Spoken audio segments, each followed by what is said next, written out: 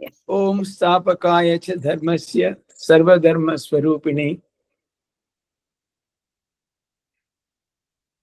avatara varishtaya Ramakrishnaya te namaha Jananim Sharadam Devim Ramakrishnam Jagadgurum Padapadme Tayo Sritva Pranamami Muhurmuhu Namasri Etirajaya Vivekananda Suraye Satchit Sukha Swarupaya Swamini Tapaharine. So, so it's a conversation between Sri Ramakrishna and Master Mashai. So, Thakur tells him a little spiritual discipline is necessary in order to know what lies within. Okay, see, Thakur always, talks in a very endearing and simple way because, it requires tremendous amount of sadhana. But it says a little spiritual discipline is necessary in order to know what lies within. Maybe again, Master Moshe is asking, is it necessary to practice discipline all through life? No, no, no. But one must be up and doing in the beginning. See, he always, gives this example. After that, one need not work hard. The helmsman stands up and clutches the rudder firmly as long as the boat is passing through waves, storms, high wind, or around the curves of a river. But he relaxes after steering through them. As soon as the boat passes the curves and the helmsman feels a favorable wind, he sits comfortably and just touches the rudder. Now he prepares to unfurl the sail and gets ready for a smoke. Likewise, the aspirant enjoys peace and calm after passing the waves and storms of woman and good. Very, very beautifully put. You cannot describe spiritual struggle more aptly. See, initially, it involves tremendous struggle, determination, hard work, commitment, integrity, so on and so forth. Then afterwards, see, even if you say in the case of Thakur, of course, we can never compare and we should never. See, the initial first, till the first darshan of mother, the amount of sadhana he did, unbelievable, you can say it's humanly not possible. The amount of strain, the amount of intensity which he did. But afterwards, you see, all these last 4 or 5 years, he had recorded. Of course, he was always in that mood. But then separately, sitting and doing meditation for long hours and all that, do you ever see? Always immersed in that. Because now, it had become so much part of his nature. It was very difficult for him to come out from that spiritual mood. He was immersed in that. So, of course, that's a very, very advanced and very exceptional kind of personalities are also only can do like that. But even otherwise, there is some, when that stability comes, afterwards, our sadhana, our practice, everything will become very spontaneous and natural. Initially, it's like struggling against the wave, going against everything, tremendous hard work. But then, afterwards, it's along the tide. You can just sail through. See, some are born with the characteristics of the yogi, but they too should be careful. See, some may have, that kind of thing even while, even when they are born, they are born with such kind of samskaras. It would appear that for them it is little easy and so on. But he says they also should be very careful. They cannot just like that take it easy. For example, Swamiji was born with such great samskaras. But so much, he writes somewhere, at one period of my time, I could not go through the streets of Calcutta. They used to put up huge billboards, after cinemas and all that. Someone used to feel disturbed. But later on, when he got down from the platform in the World Parliament of Religions, he was simply swarmed by the most beautiful young women of America. From a distance, one lady was observing. If he can withstand this onslaught, either I would understand he's nothing less than a god. Something like that, she said. Well, Swamiji writes somewhere. You see, even if the most beautiful woman looks at me with an impure attitude, immediately she gets converted into a frog. And no one admires a frog. That's what he writes. It is woman and gold alone that is the obstacle. It makes them deviate from the path of yoga and drags them into worldliness. Perhaps they have some desire for enjoyment. After fulfilling their desire, they again direct their minds to God and thus recover their former state of mind, fit for the practice of yoga. He says this about those who are born with great samskaras or characteristics. Even if they deviate, they come back. Have you ever seen the spring trap for fish called Satkakal? No, sir, I have not seen it. They use it in our part of the country. One end of the bamboo pole is fastened in the ground, the other is bent over with a catch. From this end, a line with a hook hangs over the water, with bait tied to the hook. When the fish swallows it, the bait suddenly, the bamboo jumps up and regains its upright position. So the whole idea is to catch the fish. That's the goal. Once that happens, then the bent condition of a pole is not its natural state. It's strain. It's not a convenient posture for the bamboo. Supposing if you imagine the bamboo has feelings or its own body, to be bent like that, is it natural? No. But just to reach the goal, it's prepared. The moment it gets it, then it remains straight and it is not affected anymore. Again, take a pair of scales, for example. If a weight is placed on one side, the lower needle moves away from the upper one. The lower needle is the mind, upper one is the God. The meeting of the two is yoga. Unless the mind becomes steady, there cannot be yoga. You see, again, this beautiful example. Lower is the mind and upper is the God. Upper is always steady. It doesn't move, it is fixed. Only the lower one keeps oscillating depending upon the weight, which side is more, which side is less. The moment you balance it, it becomes one with the upper one, and that is the state of yoga. So the idea is the mind should be yoked or linked to God. That is the state of yoga. So for that, if you have to place weights on the other side, whatever is there, see what is placed on the left side. If you assume that as the weight of worldliness, to balance it, you must place on the right side your sadhana, your spiritual practice, other things, etc. So that the weight of worldliness is balanced. So that the needle which has gone to the left side is brought to the center. And then it gets linked to yoga. Unless the mind becomes steady, it is the wind of worldliness that always disturbs the mind, which may be likened to a candle flame. If that flame doesn't move at all, then one is said to have attained yoga. So the flame, it's possible. It's possible for the flame to be steady.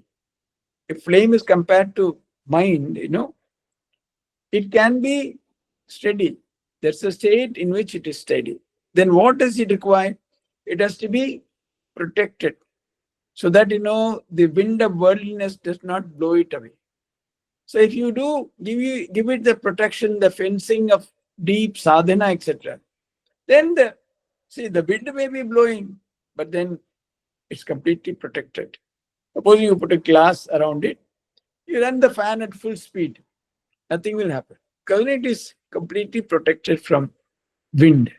So if you protect your mind from worldliness and unnecessary, unspiritual things, then the mind can remain steady. Woman and goal alone is an obstacle to yoga. Always analyze what you see. What is there in the body of a woman? Only such things as blood, flesh, fat, etc. Why should one love such a body? You see, generally, it's common for all bodies, whether it is men or women or anything. See, all of us love or admire most our body. There's an object of greatest admiration or dearest to us is our body. So if you understand what is the nature of the body, after some years is going to be consigned to flame.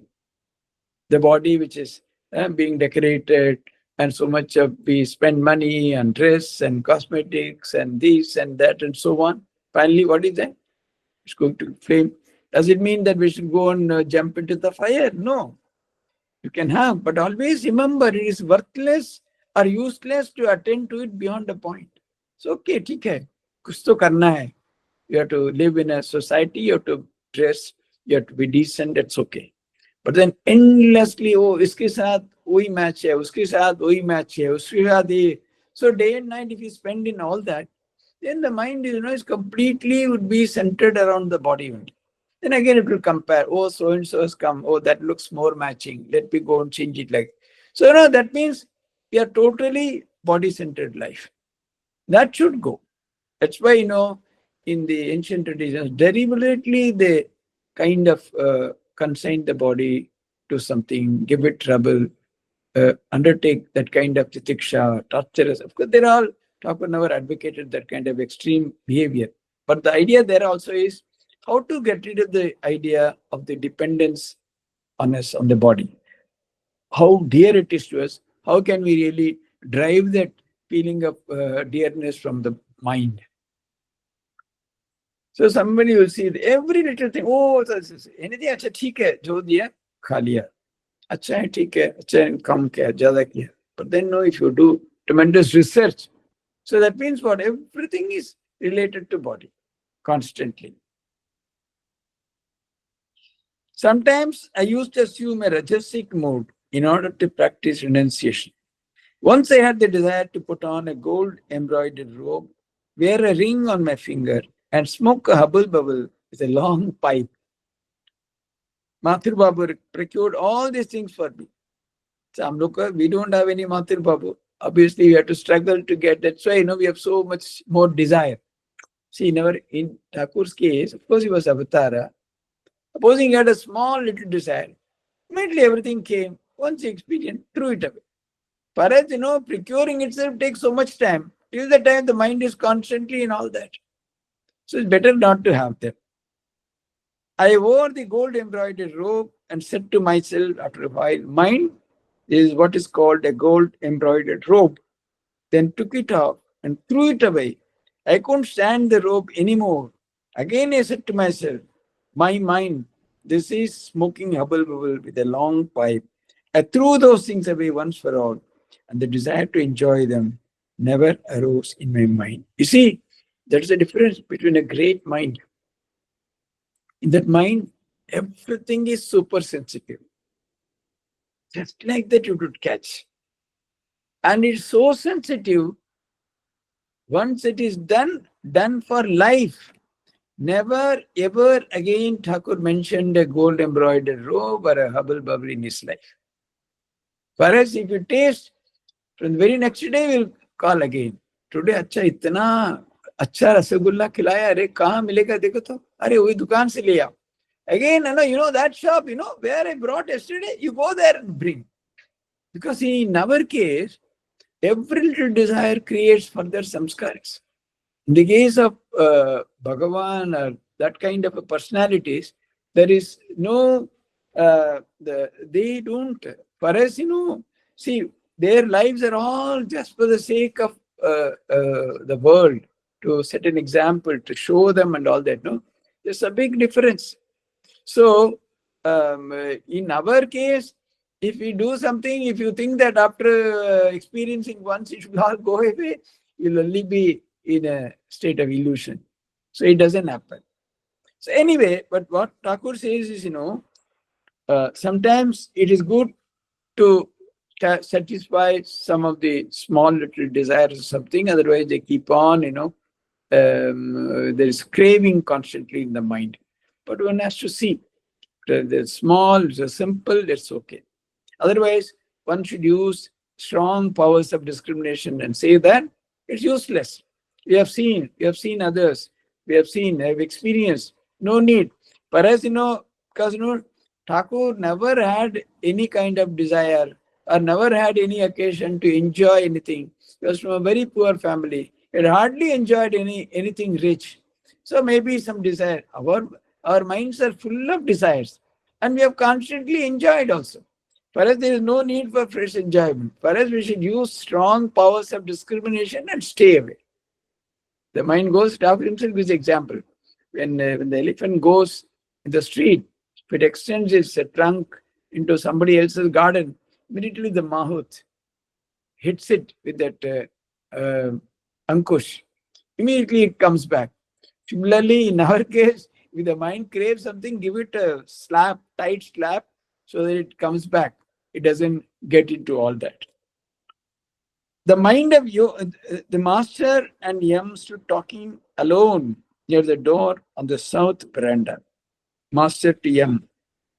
The mind of the yogi is always fixed on God, always absorbed in the self. You can recognize such a man by merely looking at him. His eyes are wide open with an aimless look, like the eyes of a mother bird hatching her egg. Her entire mind is fixed on the egg. There's a vacant look in her eyes. Can you show me such a picture? See how keenly Thakur has observed. Somebody has seen this picture, or he must have seen the mother bird hatching an egg. And Yam did procure such a picture and gave it to Sri Ramakrishna.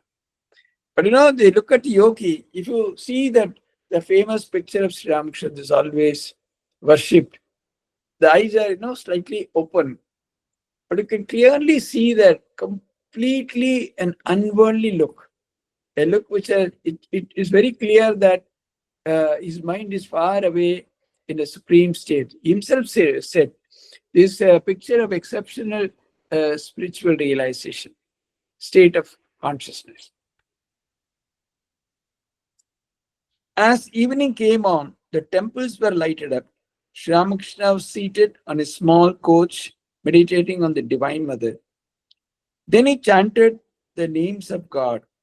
Incense was burnt in the room where an oil lamp had been lighted. Sounds of conch shells and gongs came floating on the air as the evening worship began in the temple of Kali. The light of the moon flooded all the quarters. The master again spoke to him. Perform your duties in an unselfish spirit. The work that Vidyasagar is engaged in is very good. Always try to perform your duties without desiring any result. Vidyasagar was supposed to be a very great, charitable person, Dani. So obviously, innumerable people used to help. Obviously, if you had any thought of return or anything, obviously you would not have done. Anybody, any number of people were helped by. Yes, sir. But I know if one can realize God while performing one's duties, can Rama and desire coexist? Ram and Kam. The other day I read in a Hindi couplet, where Rama is, their desire cannot be. Where desire is, there cannot be. Jaha Ram, waha nahi Kam, jaha Kam, waha nahi Ram. So it clearly asks, because this is the crux, it's a real question. You see, Vidyasagar was doing a lot of charity. Okay. But then, like someone like Master Mashai, who could hardly make both ends meet, there's not a scope for much of charity. For him, the main duty is running the family, earning for them, looking after his wife and children and mother and so on. All these are all samsaric duties. That's why he's asking, is it possible to realize God while doing all that? This question several times Master Moshe has asked him. Again and again he asked. Because, when you run a household like that, there will be desires, there will be wants, there will be love and hatred, there will be ever so many emotions. So can these two go together, Master? All without exception perform work. Nahi kaschit kshanamapi jatu tishtati akarmakrit. Karyate havasha karma sarvam prakrita jerguni. Any person who is born is not without work, even for a minute, says the Bhagavad Gita. Because that is the nature of Prakriti. It makes you do. Even to chant the name and glories of God is work. Because if you say in one sense, that is also a performance, You are using your mouth, you are using your mind to chant, to think, to meditate. So in a sense, there all you can say. So what is without action? Completely where all the indriyas are totally shut off, where even the mind is practically not there. There are no vrittis in the mind. You're deeply absorbed in a state of samadhi or that kind of thing. Less than that is always work. Even japa is work that way. He says, as a meditation of the non-dualist, I am he. That's also work. Work, mental work, not physical work, mental work. Breathing is also an activity. There is no way of renouncing work altogether. So do your work, but surrender the result to God. So, if that is so, even if meditation is considered work, japa is considered work, so what would a person in the household do? He has to work.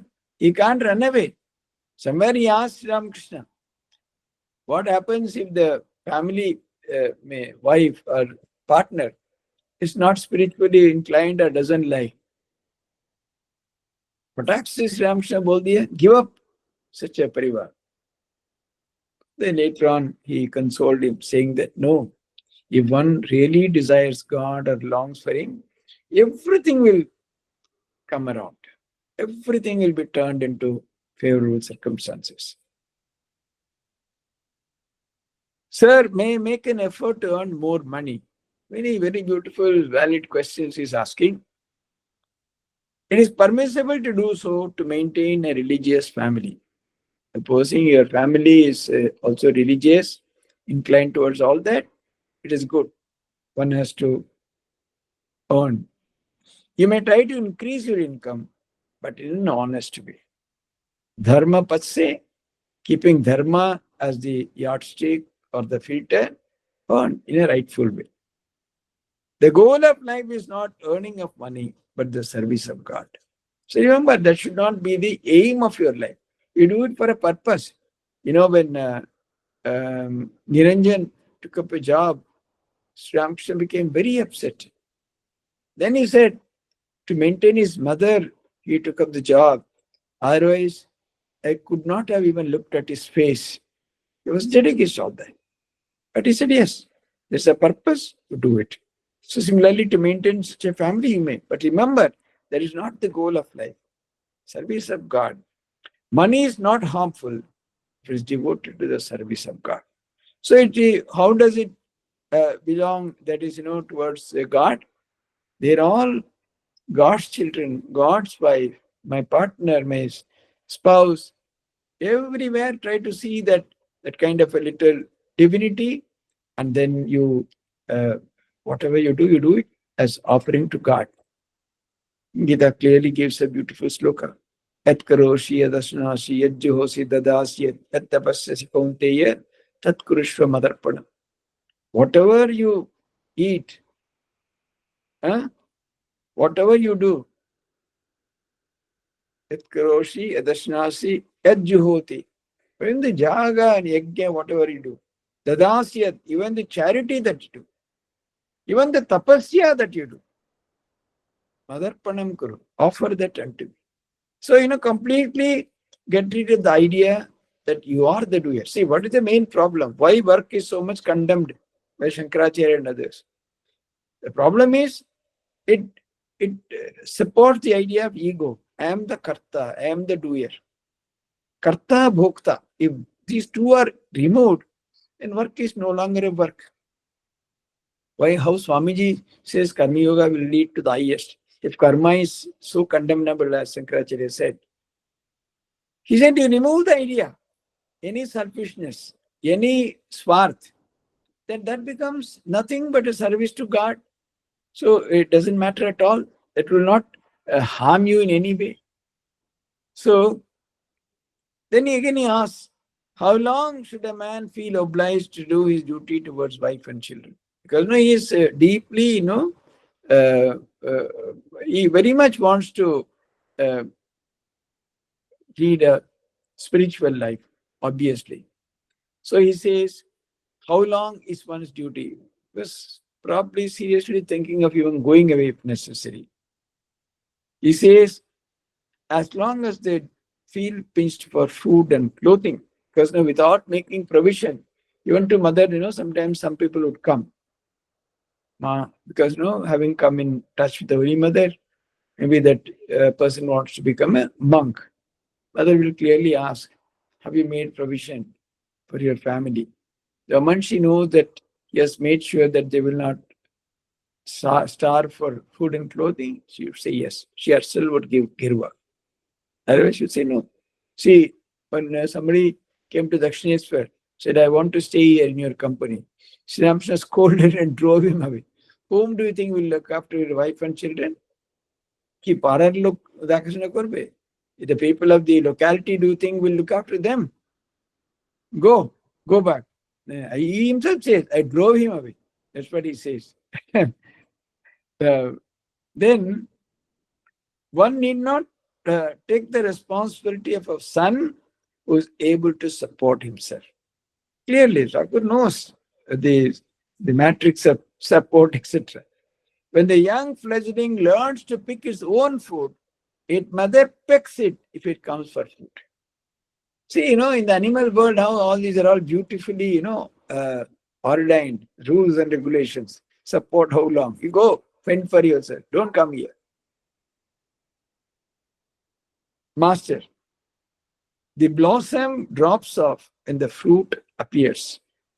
One does not have to do one's duty after attainment of God, nor does one feel like doing it then. See, when the first comes the flower, and then when the fruit appears, it drops off by itself. You don't have to pluck it and throw it.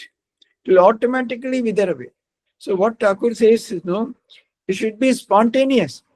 Don't try to simply run away saying that, oh, this is what it is. It has to happen in a very spontaneous way, natural way.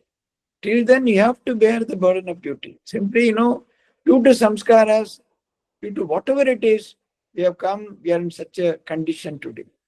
That has to be addressed. Slowly, when you are really prepared, just as the blossom drops off by itself when the fruit appears. Fruit means realization, higher knowledge, spiritual experience. When all those things come, duty automatically drops off. And you won't feel like doing also.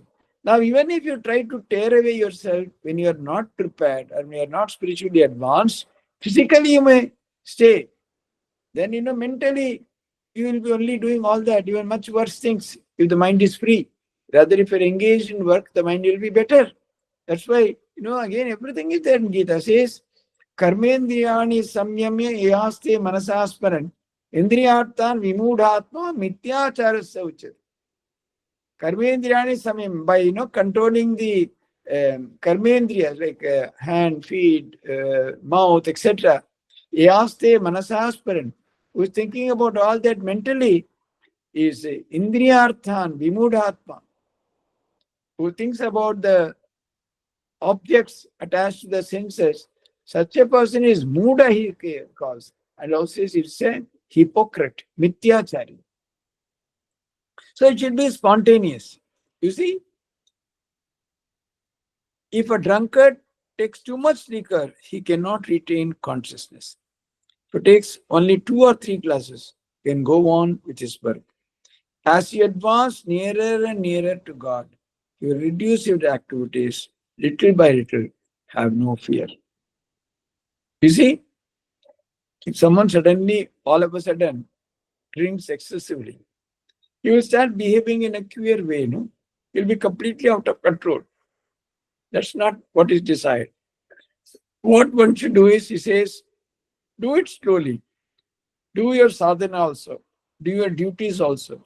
As you progress, as you go forward, God will reduce your duties slowly, step by step. Have no fear. Finish the few duties that you have at hand, then you'll have peace. When the mistress of the house goes to bathe after finishing her cooking and other household duties, she won't come back, however you may shout after her. Because, the person who is handling all that, the whatever it is, whoever has all those duties, like cooking and all that. Then he finishes all that, and then in Bengal, they don't first take bath and then cook and all. They finish the cooking and all, and then they go for bath. Very strange. In South and all, nobody would enter the kitchen without taking bath. Anyway, so Thakur is talking about Bengali custom. So once finished all duties, now she'll go take bath, maybe do her prayers, and then come for. So at that time, however which you call, that means my duties are finished. Don't call me. So like that, when you finish your duties, automatically you will be exempted, can go away, no one can stop you, nothing will happen. Then he's asking a very important question. Maybe we will touch upon this again. We'll maybe have to do again. What is the meaning of the realization of God? What do you mean by God vision? How does one attain it? According to the Vaishnavas, the aspirants and the seers of God may be divided into different groups. Very, very beautiful analogies Ramakrishna gives. These are the Pravartaka, the Sadhaka, the Siddha, and the Siddha of the Siddha. 4 types. He was just set foot on the path, may be called a Pravartaka. He just began his spiritual journey. He may be called a sadhaka who has sometime been practicing spiritual disciplines such as worship, japa, meditation, chanting of God's name and places. He has advanced further. Not only has entered the spiritual life, and he has started practicing seriously. Siddha, he may be called a Siddha who has known from his inner experience that God exists. Maybe he has had a glimpse of the ultimate. Just once, maybe what you call that, jhalak, just a flashlight. And then, what is finally that? And then, so the Siddha of Siddha is something, yes, not only, so is a supremely perfect, and is very intimately associated with God. He knows everything. He has had several that kind of experience and all that. Such a person is called Siddha of Siddha. Undoubtedly, supremely perfect, has known God very intimately. Siddha has had just a glimpse of the ultimate, maybe. But the Siddha of Siddha is someone who has had wonderful experiences and is very intimately associated with God or knows God. So we'll take it next time. It requires a lot more elaborate discussion. Now we'll leave a few minutes for question answers, and then we take leave today. And next month, the first week of August, I'll be somewhere in Africa. So what I'm saying is, you are also around the same time zone, I think, 3.5 hours. They're also like that. No, Africa, I think, is 2 hours. 2 hours, most likely. No. Africa is 3.5 hours from here. Oh, from India. Oh, then it will be okay. So, yeah. Right. So I will let you know the time zone. Then if it is the morning, then we can do it. Okay. So one day or 2 days before, I will let you know. Yeah. Otherwise, okay. All right. September, correct. Okay. So we'll manage the time, not an issue. We'll manage the time. So you please let us know now any questions anybody has. Otherwise, yeah, you must be very tired after the half-day retreat. No, I'm not tired, but if there is anything, we'll discuss. Otherwise, because this portion is very interesting. next one. We discuss in detail. What about the sadhakas? How does he say? What is the distinction between various kinds? How Nandi gives a beautiful analogy. How a person searches for his master in a dark room. It's very, very revealing example. Yeah. Okay. So any questions? Anyone? I don't. Maharaj, Yes. I have a question. You gave this example of the Thakur gave example of the bird, the mother, Yes. like when the child grows and can collect his own food, but he still comes to the mother picks at him. So, ideal example of detachment. So, can we say animals actually follow detachment as we see in No, it is Vedanta? not exactly, it is not, they don't have so much of feelings of, emotion and all that. But there is a practice in the animal kingdom. At some time, you want to fend for yourself. How well ordained, defined is the system, the society, culture, etc. It's not because they are detached or attached and all that. They don't have, they only have instincts. They don't have emotions that way. I mean, of course, if you're domesticated, particularly some animals like cow, etc., they're even seen to shed tears when something happens in the house. Because they are so much attached. Dogs, if they're domestic, it's okay. But then in the bird kingdom or that kind of thing, it's not so much of emotion. They know this much is their duty. This is what they have to do for their offsprings. Very well defined. This is the duty. Then I don't have to look after. Whereas, they live in the present. They absolutely live in the present. So we are, unnecessarily we assume that we are responsible. Even if the children don't want, we think that we are responsible. We unnecessarily get involved. So it's better if you give them. Of course, in other countries, Western countries, by the time they are 13 or 14 or maximum 15, they go away. They start living separately and so on. But of course, in India, still does not come that far. But generally, Thakur says, what is one's responsibility? Only up to this, not beyond. Thank you, Maharaj. Okay. Om Shanti Shanti Shanti Hari Om Tat Sat Ram Krishna. Thank you, Juma. Thank you so much. I hope back home